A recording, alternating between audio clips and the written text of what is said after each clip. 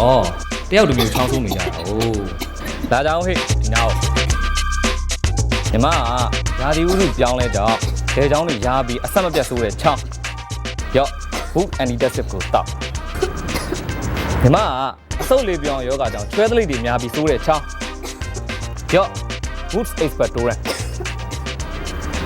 အကြောင်းနှမျိုးခွဲထားရနော် boost ကကဘာကျော်ချောင်းဆိုးပြောက်စေကုန်ပြီလေအနီရောင်ကချောင်းကြောက်ဆိုးသူတွေအတွက် antacid အပြာရောင်ကချွဲသလိပ်များပြီးချောင်းဆိုးသူတွေအတွက် expectorant 6နှစ်ကလေးကစပြီးတောက်လို့ရတယ်နော်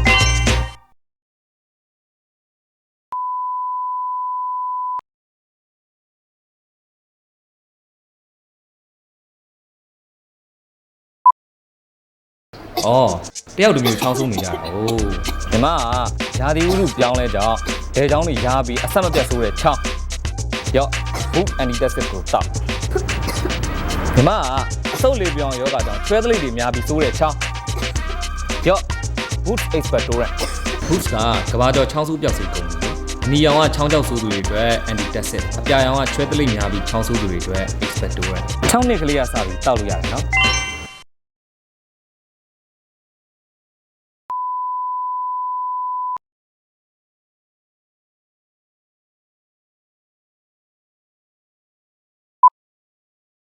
อ๋อ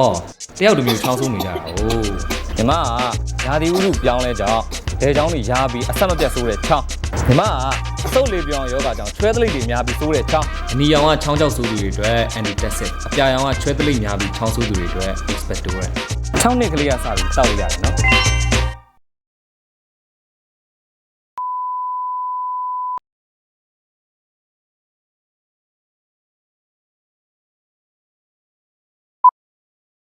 boost ကဘာကျော်ချောင်းဆိုးပြောက်စေကုန်ပြီလေအနီရောင်ကချောင်းကြောက်ဆိုးသူတွေအတွက် antacid အပြာရောင်ကချွဲသလိပ်များပြီးချောင်းဆိုးသူတွေအတွက် expectorant 6နှစ်ကလေးကစပြီးတောက်လို့ရတယ်နော်